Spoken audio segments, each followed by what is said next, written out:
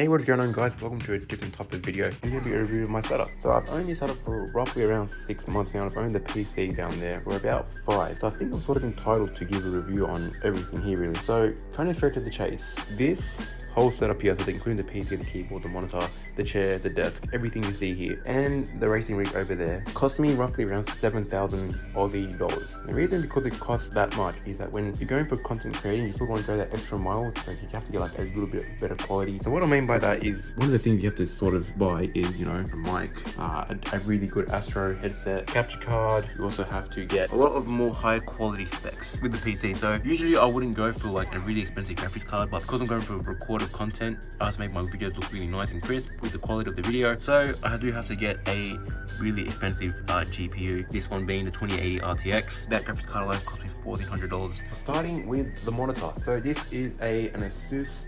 XV32QV, I think I've got that correct. It's done amazingly well. The picture is superb. This display is amazing. It's used by a lot of content creators and streamers, and I'm so happy that I made this purchase with this monitor. There is one thing that does bug me about it, and that is the legs. It does sort of rob you of a lot of room. So once that's one leg back there, and that's like really on the edge of the desk, and another leg over here, and then another one over there as well by the mouse. It does take up already half the space of my desk. I was sort of expecting my screen to be probably like back here, but it does take up a lot of space. I think that is because it is a massive monitor. Next up, we've got the keyboard and the mouse.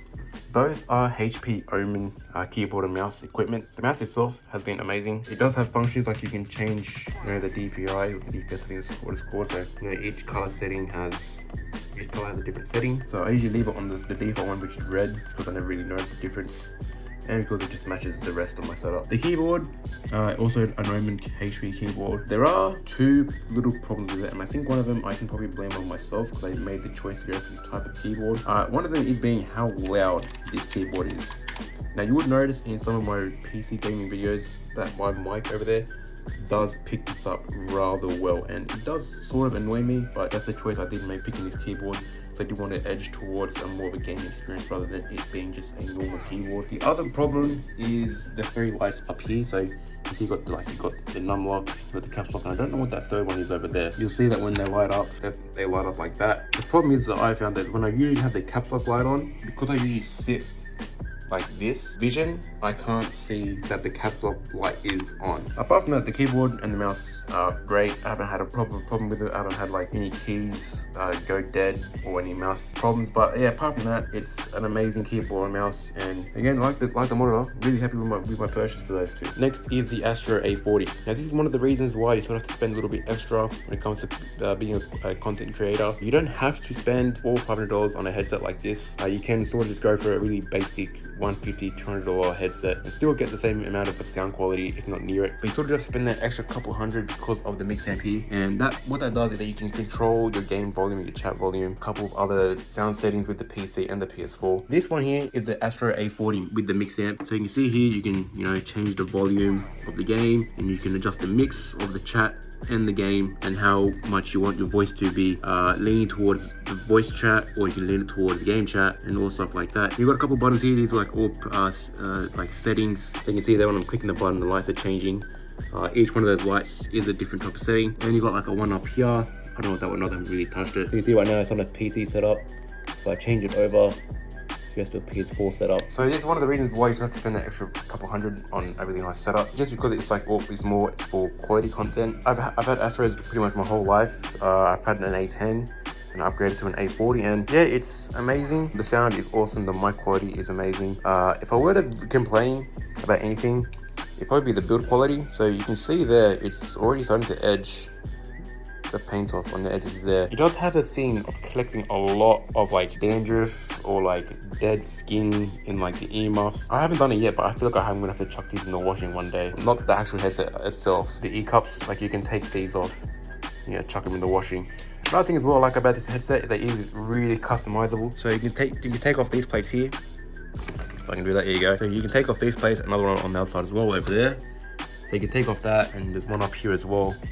You can take all that off and customize it, you know, get a custom one, or you can get one from like Astro where it's like green and red. I've always liked Astro headsets, and the Astro A40 is just a perfect example why. Now, if we move to the desk itself, this is a Eureka Z60 gaming desk. I think it was. This was the biggest desk that I could fit in my room. My room is quite small, so I really can't do too much in terms of room. So the desk is, I think, 800 mil from the back wall to the front of the desk here.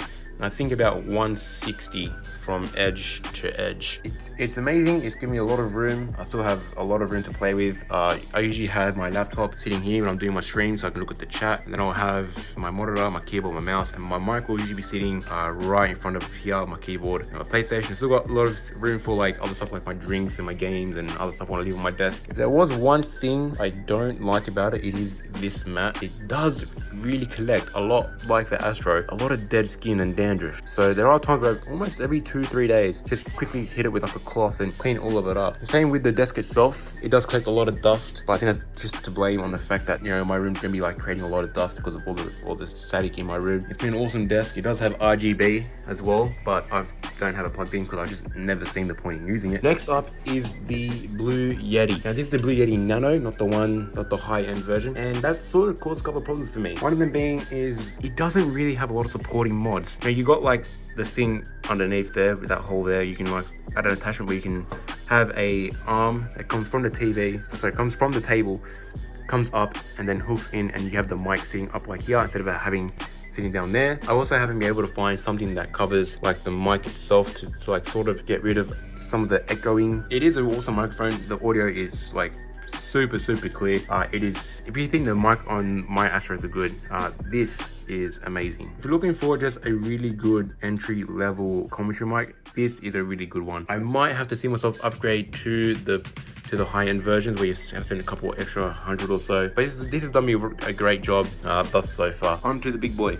This is my PC build. This cost me 4,000 Australian dollars. Again, most of it is because you sort of just have to go an extra mile to spend on content creating. So I could have just spent around $2,000-3,000 on this PC and just have it just be for gaming. But you sort of just spend that extra little bit of money because you are edging your computer as well to a bit of content creating, so you sort of have to have it be able to perform well with editing videos and all that. It does perform really well. I don't have had any problems with it. It doesn't overheat. There have been some, but I'm going to give it, that's like during the game, so I'm going to give it the benefit of the doubt and say that. But yeah, apart from that, it's amazing. And now onto my seats. So you can see there in the background, we've got my Next Level Racing GT Extreme racing seat. But then we've got here my Onyx office seat, and this thing's amazing for one reason and one reason only. That's because I managed to sleep in this chair. And for me, if it can make me sleep in this chair, it's an automatic win in my book. So by far the best purchase out of everything from my setup, from the PC to the monitor to the keyboard, anything else, this is the best purchase I've made so far. It does have a lot of adjustability, so you can adjust the armrest, you can adjust like the height of it, you can adjust the backrest, you can adjust the height of the seat itself. If I were to be fussy, it would be that for some reason the backrest does sort of move a little bit too much. But with that good seat out of the way, we now must move on to the bad seat. And by far, we go from my best purchase to easily my worst. If there's one thing I wanted to improve on with setup, it would be this whole rig. You would have seen one of my videos where I probably spent a good 2 hours putting this thing together. How the fuck do you put this together? Which would usually only take around half an hour at most. This thing was an absolute bitch to put together. And it still has the same problems, you know, with some of the holes don't line up. These 4 bars should all be in line. You can see here that the 2 inside ones aren't in line with the 2 outer ones. I've got one hole there and I've got another hole here. There is no way that a bolt is lining up through that. So because of that, I can't put a TV mounting stand where I can have a stand come up through here. I have a TV mount right here that will be right in front of my wheel and seat, which will be awesome, but I can't do that anymore because this thing doesn't line up. And even after that, it's still rubbish. I still haven't found the ideal driving position. Okay, as of right now, I think I'm probably about 70% there. And keep in mind, I've owned this setup for around 4 or 5 months now, and I still haven't been comfortable with my setup. There's not enough adjustability in the seat, not enough in the seat and the pedals, and everything just feels really weird. Even when you sit in it, it is so hard. There is no give at all in this seat. Like, it is rock hard. You really do feel it after like an endurance race that goes for like an hour or an hour and a half with the races that I do. And you get out of your seat really sore because there's just no give at all. By far my worst purchase. I really wish I could return this thing. It's always go by its policy that once you've opened it, you can't return it, which sort of doesn't make much sense because then you can't really experience the quality of it until you've used it. And if you're not happy with the purchase, then you can't return it because you've already opened up the box. But yeah, overall, this is a pretty good setup. Apart from that, we'll just chuck that to the side. Overall, really good setup. You know, the seat, the desk, the display monitor, the PC.